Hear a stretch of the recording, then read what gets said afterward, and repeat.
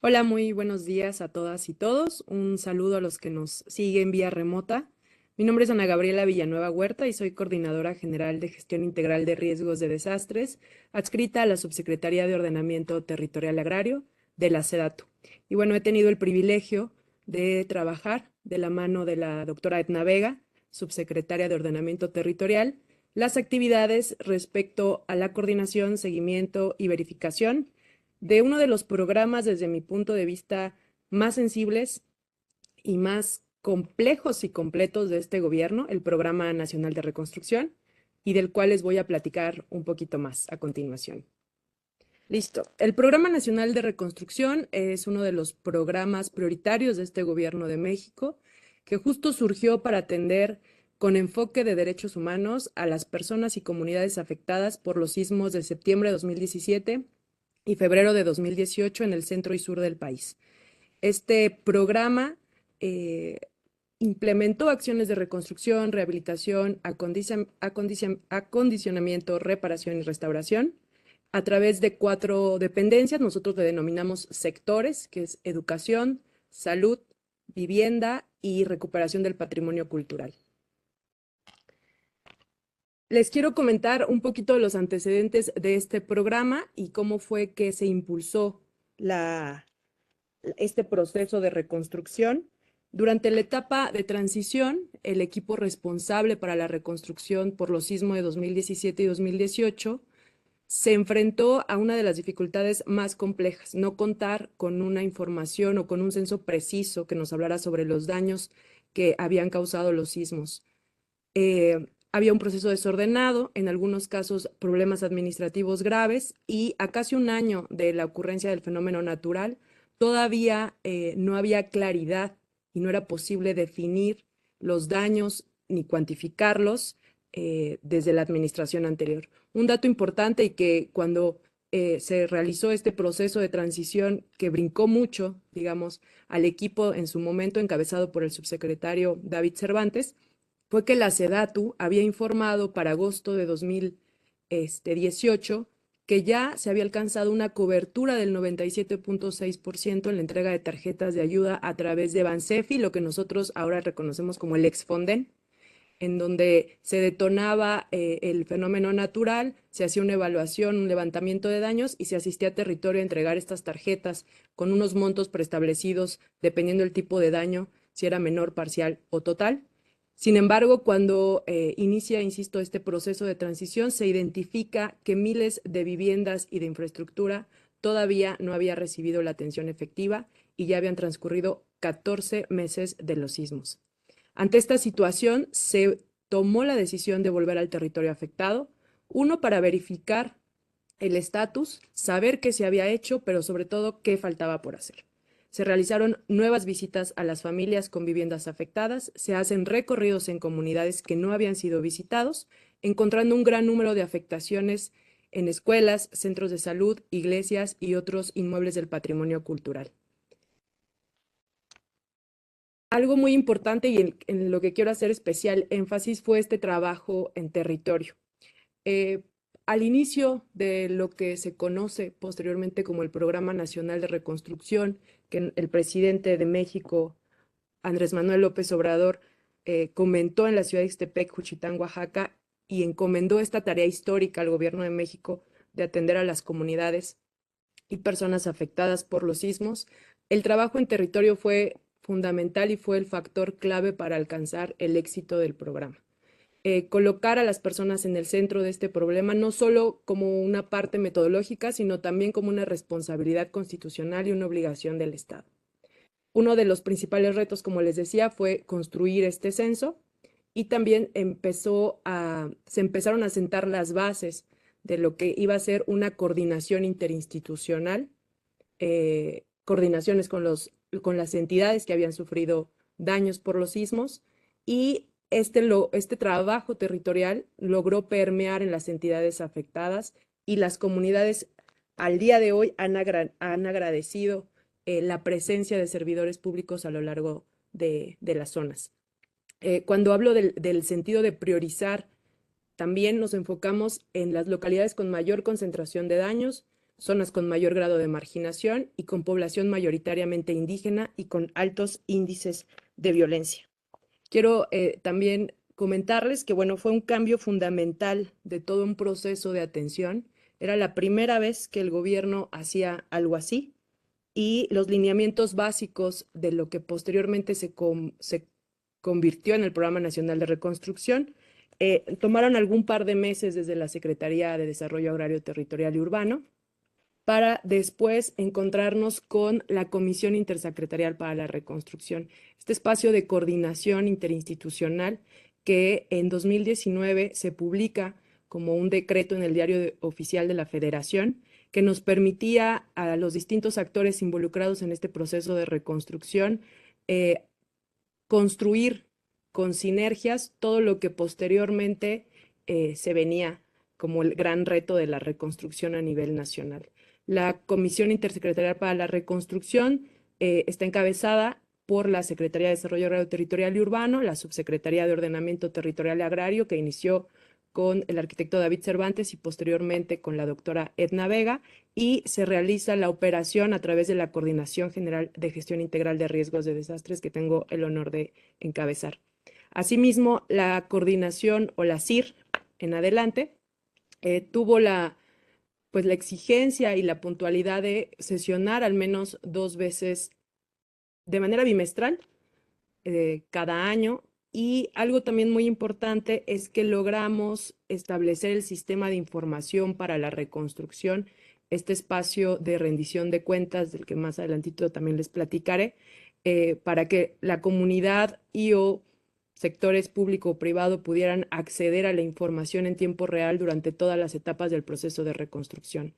Los sectores que nosotros denominamos ejecutores son la Secretaría de Cultura a través de la Dirección General de Sitios y Monumentos, el sector educación, la Secretaría de Educación a través del INIFED, el Instituto de Infraestructura Física y Educativa, el sector salud, que bueno, a lo largo de esta administración tuvo algunos cambios. Empezamos con Secretaría de Salud y 2 direcciones de GEDIF y de GEPLADES. Posteriormente pasamos al INSABI y concluimos el programa con IMSS Bienestar.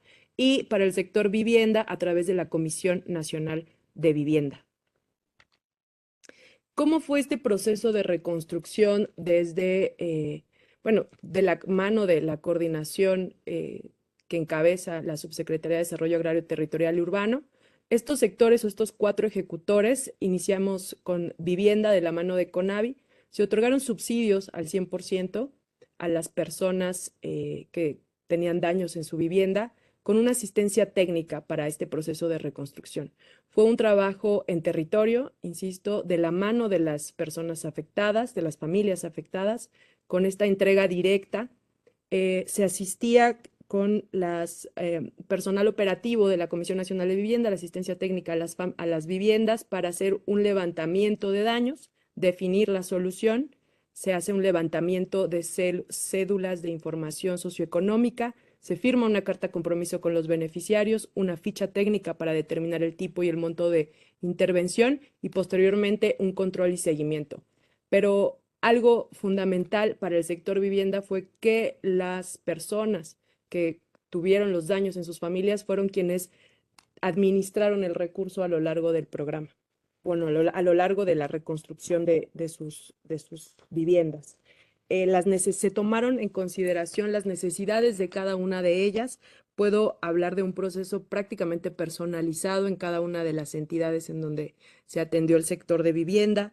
Fueron diferentes actores que nos permitieron mejorar la calidad de vida incluso de las personas. Esta administración de recursos sin intermediarios también fue algo que a las mismas familias les permitió sentir confianza y dar seguimiento a todo su proceso de reconstrucción y finalmente involucrarlas en lo que sería el proceso de reconstrucción, pero también identificar en dónde se encontraba su vivienda y o si tuvo algún otro daño mayor a nivel local. Para el sector educación, el Instituto de Infraestructura Física y Educativa se hace un proceso nuevo para nosotros. Ustedes quizá han escuchado hablar de comités escolares de administración participativa en algunas escuelas o la escuela es nuestra. Aquí por lo que apostó este programa fue que además de hacer una dictaminación, una inspección física para determinar el monto y celebrar un convenio, se crearon estos comités escolares de administración participativa con la participación social y el respaldo ciudadano de las comunidades educativas. Padres de familia fueron invitados a formar parte de este comité, se asignó un tesorero, personal, vocales, presidente, y fueron ellos quienes reciben el recurso para el proceso de construcción de los centros educativos y llevan a cabo el proceso. Prácticamente se involucraron, había asambleas, se designaron estas figuras a nivel local en estas asambleas abiertas, se iba informando a padres de familia, comunidad educativa, maestros, directores, y se logró una coordinación muy exitosa para el seguimiento y supervisión de la obra. Asimismo, asistía personal técnico del INIFED, quienes pues también con su participación iban sumando a alcanzar los objetivos en la rehabilitación o reconstrucción de la infraestructura educativa. Quiero decirles que se instalaron más de 400 CEAPs en estas 10 entidades a nivel nacional con con mucho éxito. Incluso se llegaron a dispersar montos arriba de los 15 millones de pesos a estos comités escolares de administración participativa, en los que muchas veces también se involucró a la comunidad en el sentido de si algún padre de familia aportaba en este proceso de reconstrucción desde albañil o algún trabajo técnico, pues el comité tenía la posibilidad de contratarlos. Entonces permeó en toda la comunidad este proceso de reconstrucción de las escuelas. En el caso del sector salud, que si bien es un sector un poco más complejo, a través de estas instancias ejecutoras que les comenté hace un momento, Secretaría de Salud, INSABI y ahora IMSS Bienestar, pues sí se asignaron recursos a través de contratación y licitación de obra para posteriormente realizar un control y seguimiento. Algo también bien importante es que en los 4 sectores se instalaron contralorías sociales, esta figura que también permitía darle seguimiento a los procesos de reconstrucción. Como les he dicho, en el sector salud, pues al ser una intervención mucho más compleja, sí quedó en manos de las áreas ejecutoras a través de un proceso de licitación pública. Finalmente, en el sector cultura, a través de la Dirección General de Sitios y Monumentos y el INA, se emitió una convocatoria con requisitos y plazos para la recepción de solicitudes de aquellas comunidades que habían tenido afectaciones en su patrimonio cultural. Se hizo al interior de la Secretaría de Cultura una comisión dictaminadora que evaluaba los expedientes, se elegían listas de beneficiarios y se publicaban quienes habían sido los seleccionados para recibir este recurso. Se firmaban convenios de colaboración no solo a nivel estatal, sino a nivel municipal, o en el caso de la Ciudad de México, a nivel alcaldías, y se realizaban esta transferencia de recursos para posteriormente iniciar el proceso de reconstrucción. Algo muy importante y que quiero destacar del sector cultura es que, bueno, la intervención fue mucho más compleja de lo esperado. Los daños que se encontraron en este sector o en el patrimonio cultural, pues obviamente respondía u obedecía a falta de mantenimiento a lo largo de muchas décadas, a intervenciones mal realizadas. Sin embargo, también fue un reto al ser un trabajo especializado, no solo se reconstruyó, sino se rehabilitó Hubo intervenciones arriba de los 100 millones de pesos en algunas entidades como Oaxaca y fue todo un reto de la mano de los trabajadores de la construcción y del expertise que se necesitó para la intervención de estos espacios. Como les decía, el enfoque del Programa Nacional de Reconstrucción en los Derechos Humanos y la participación de las comunidades fue crucial, asegurando sobre todo que las voces de los más vulnerables fueran escuchadas y consideradas en todo este proceso de reconstrucción. Justo lo que nos llevó a encontrarnos ya con un poco el ánimo más, pues más hacia adelante, ¿no? La verdad es que el trabajo que se realizó en territorio y cuando los compañeros territoriales, porque a través de la coordinación operativa que encabeza la Coordinación General de Gestión de Riesgos, los equipos territoriales asistían de la mano de estos sectores, los ejecutores, a dar seguimiento y verificación a las obras. Fue un trabajo conjunto, también estuvo la Secretaría de Bienestar a través de los servidores de la Nación y comunicación siempre con los gobiernos estatales, con los gobiernos municipales.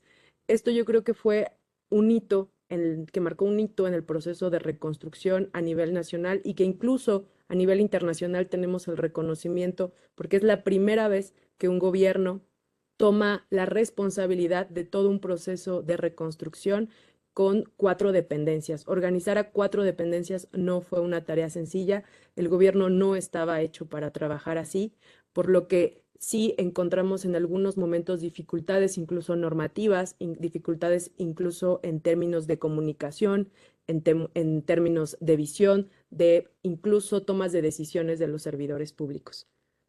Más adelante les voy a mostrar unas fotografías muy representativas de lo que ha sido el proceso de reconstrucción en estos 4 sectores, iniciando con el sector cultura. Aquí tenemos imágenes de la Basílica de la Santísima Virgen de Ocotlán en Tlaxcala. Todo el sector cultura, incluso en algunas ocasiones con la ayuda de actores internacionales para el proceso de reconstrucción, la mano de obra calificada para este sector fue complejo. Nos dimos cuenta que había escasez a nivel nacional, por lo que también a lo largo de estos años se fueron incorporando nuevos arquitectos, ingenieros urbanistas. La verdad es que muchísimos a este proceso de reconstrucción y rehabilitación del sector. Aquí tenemos una imagen de la parroquia de Santiago Apóstol en Guerrero. Siempre insisto de la mano de las comunidades y yo los responsables de los inmuebles, de los espacios. Aquí el Templo de Santo Domingo en Chiapa de Corzo, Chiapas. Como les decía, el Programa Nacional de Reconstrucción estuvo en 10 entidades a nivel nacional, en más de 800 municipios. La iglesia de Santa Anita Tezoyuca en Morelos. Y bueno, Casa de las Bombas en San Luis Tlaxaltemalco, Alcaldía de Xochimilco, Ciudad de México. En el sector educación, aquí podemos encontrar la Facultad de Arquitectura de la Universidad Autónoma del Estado de Morelos, en donde los estudiantes de la Facultad de Arquitectura estuvieron al frente de la propuesta de diseño de esta universidad.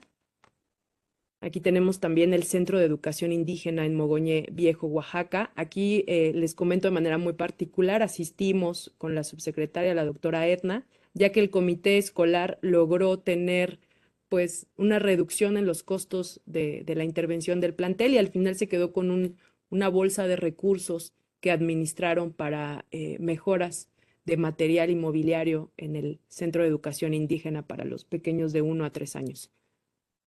Aquí un ejemplo del Centro de Salud en Taxco de Alarcón, Guerrero. La Clínica de Pesquería en La Gloria, en el municipio de Arriaga, en Chiapas. Aquí tenemos centros de salud de San Sebastián Progreso, Reyes Mantecón y Putla Villa de Guerrero, en el estado de Oaxaca. En la Ciudad de México, la unidad número 32 en Villacuapa, aquí en la Ciudad de México. Y bueno, el sector vivienda, del que me gustaría también platicarles un poquito más. Aquí vemos un ejemplo de lo que es vivienda patrimonial. La vivienda patrimonial, que son estas construcciones de adobe, de teja, que tenían más de 100 años y que estaban catalogadas, se trabajaron de la mano del sector cultura. Déjenme decirles que fue una experiencia extraordinaria. Las mismas personas dueñas de estos espacios pues se rehusaban a demolerlos. En muchos municipios llegaban las autoridades locales a decir, bueno, pues la casa tiene daños muy graves, por lo que te recomendamos que se pueda demoler y que puedan reconstruir una nueva vivienda. Sin embargo, desde la CONAVI se impulsó la atención de estas viviendas patrimoniales con procesos constructivos para reforzar y en su caso reconstruir también con las mismas técnicas tradicionales, adobe, teja, madera, y el resultado de estas intervenciones pues se traduce en esta foto que no da cuenta de la magnitud de los trabajos en la vivienda. Son intervenciones mayores al 1 millón de pesos. También se trabajó de la mano de la asistencia técnica y los beneficiarios participaron en todo el proceso constructivo de la intervención de su vivienda. Aquí tenemos una intervención más en Atlisco, Puebla, Chiapa de Corzo, Chiapas, y en Hueyapan, Morelos. Cintalapa, ahí vemos una gráfica del antes y el ahora. En Tehuantepec, Oaxaca. Y por último, bueno, esta vivienda aquí en Coyoacán, que es conocida como la Casa de la Malinche, en la calle de Higuera. Atlisco, Puebla. Y bueno, pues también platicarles que dentro del Programa Nacional de Reconstrucción hubo otros actores que se sumaron a este proceso porque fue un proceso en donde logramos el involucramiento tanto de sectores público como privado. Aquí vemos y hacemos mención del Gobierno de la Ciudad de México, de la Comisión Intersecretarial para la Reconstrucción, de la Fundación Alfredo Harp Elú, de la Fundación Carlos Slim, de la Fundación Nissan, Fundación BBVA, del gobierno del estado de Chiapas, porque hubo muchas entidades que se involucraron con destinar recursos a todo el proceso de reconstrucción. La Embajada de Japón, algunas otras fundaciones como Hogares, Proyecto Esperanza, Cooperativa Cruz Azul, Embajada de Hungría. Insisto, fue un trabajo de la sociedad civil, colegios de profesionistas, cámaras empresariales, presidentas y presidentes municipales, gobernadoras y gobernadores, por supuesto.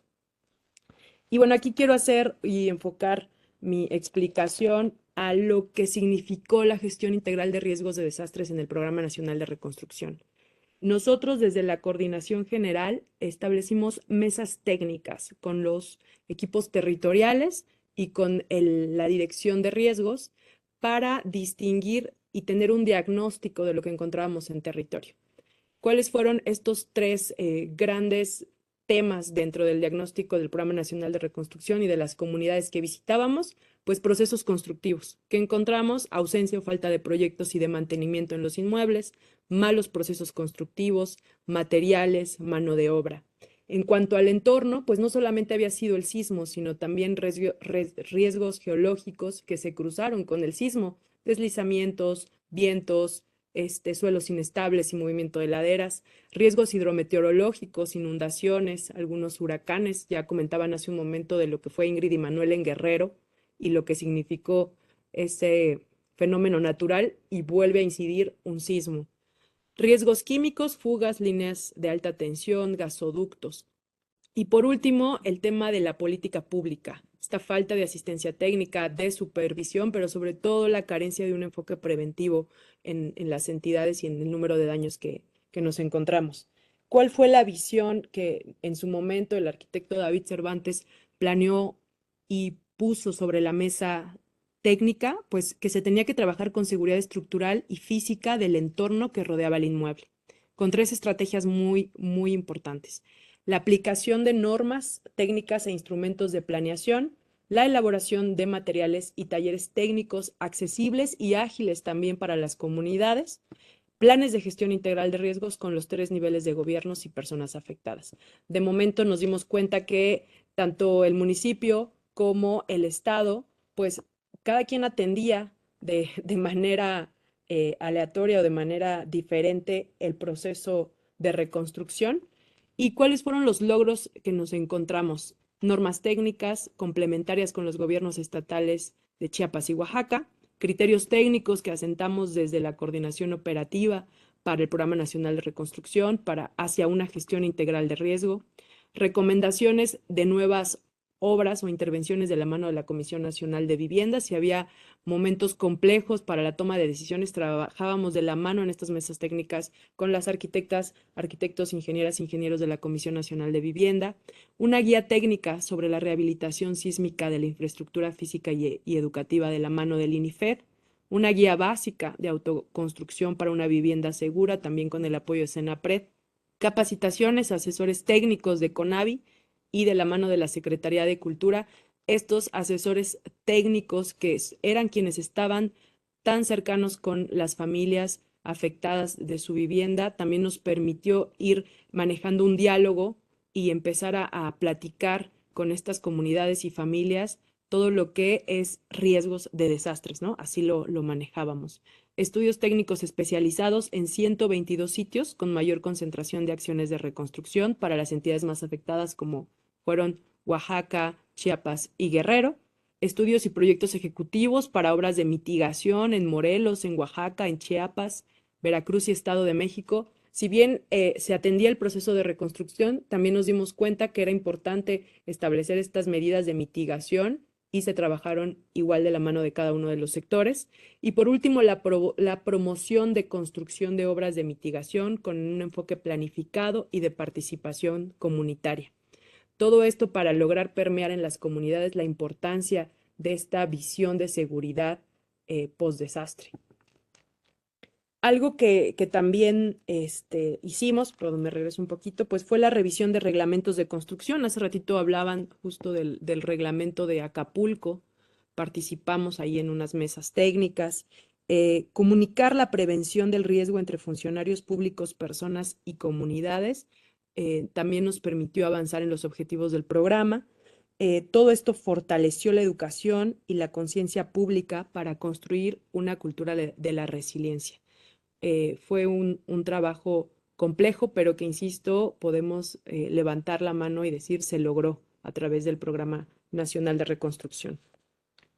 Ahora sí, me gustaría platicarles de los aprendizajes que luego de 6 años de este proceso de reconstrucción nos han dejado estos aprendizajes y lecciones que marcaron un parteaguas en la acción pública coordinada para hacer frente a los retos que emanan después de un desastre.